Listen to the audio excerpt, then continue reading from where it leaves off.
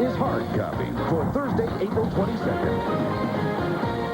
Hi and welcome. I'm Kyle Kraska.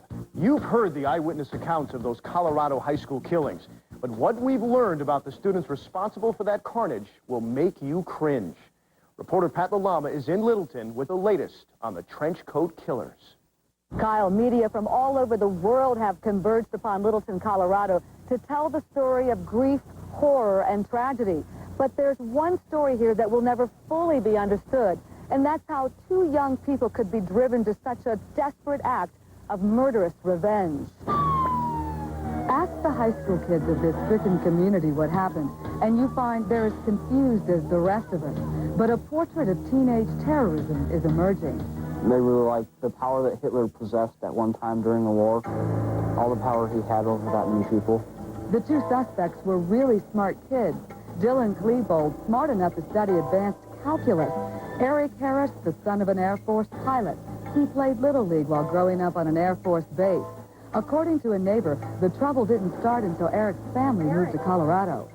And it seems like about 6 months to a year after they had been living there, he started wearing the black clothing and listening to the German music. And he started hanging out with these people after that, and then he got really weird. Eric found acceptance with a clique called the Trench Coat Mafia, misfits who made angst and alienation their badge of honor. And he found a new best friend, Dylan Klebold. Together, they latched on to weird music, weird fashions, dangerous hobbies. Pat McDuffie was a member of the Trench Coat. I knew that they were making the bombs because that's just one of the pastimes that they had. Most of the time what they did is they just took them into the backyard and blew them up.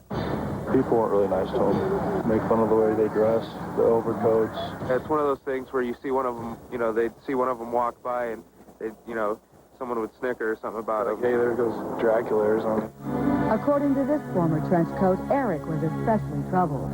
He didn't get accepted to a college even though he had a 3.8 grade average. He didn't have a girlfriend. I don't think he was getting along with his parents. I think he just got fired from his job. I mean, his life was pretty much in shambles, and I think he conned Dylan into going in with him. And just days before the massacre, he and Dylan retreated into Eric's garage. Dylan was over all weekend, and they spent some time in the garage. And there was once or twice when the garage door was open, but most of the time it was closed. I heard noises going on in there, things being cut, sounded like glass being broken. Didn't really think much of it, though. Nobody thought much of it until the morning of the 20th, the anniversary of their hero's birth. We have 15 fatalities. Now police are looking into the possibility that other members of the Trench Coat Mafia may be involved. And yesterday, at the nice suburban middle-class home where Eric and Dylan built their bombs and planned their suicide mission, nobody was talking. Do you have any comment that you'd like to make at this time at all? Is there anything that you have to say? Stay at the curb. Ma'am, I know this is a horrible time, but if you could just give us a few seconds, we promised it would go away. It's a horrific tragedy that just didn't have to happen. And now, days after the disaster, one big question still lingers. How did these teenage boys learn to make bombs? And how did they get their hands on such firepower? Ed Miller investigates. The suspects carried shotguns, grenades, and homemade pipe bombs. Some bombs had timers. Others were set up as booby traps. The bombs were said to be made from shotgun shells, nails, and duct tape. We saw the same guy who shot the kid in the back throw a bomb in the parking lot, and it went off. One of the suspects, Eric Harris, even had an internet web page with diagrams, apparently so he and others could learn how to build a pipe bomb. Who are you looking for? My sister. They came in and just started shooting and lighting off bombs.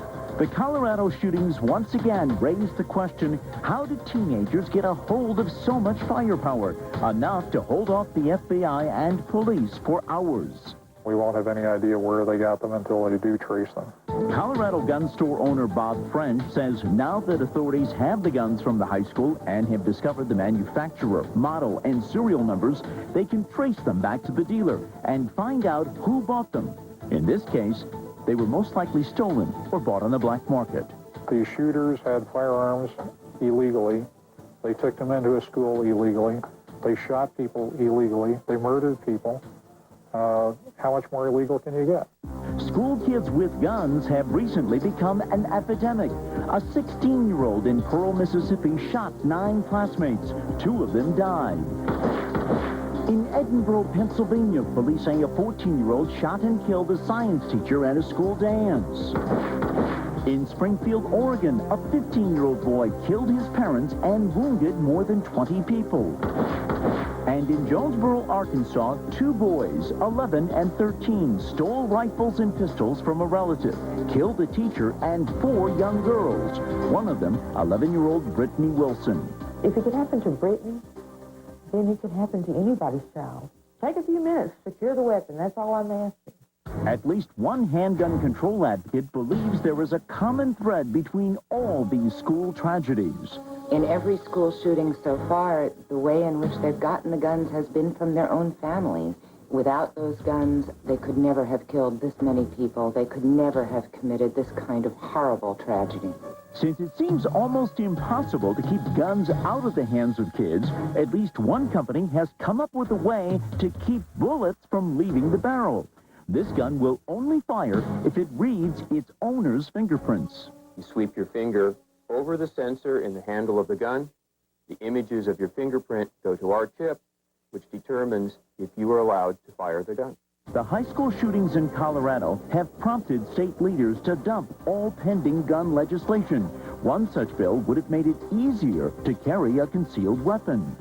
Despite all the renewed talk of gun control, we've learned the most powerful weapon used in the Colorado high school was not a gun at all. Police sources tell us the 2 suspects threatened to blow up the entire building with a lit fuse and a propane tank, the same kind of propane tank found in many backyard barbecues. Kyle. Thanks, Ed. Elsewhere in the West, things are getting very noisy in the quiet city of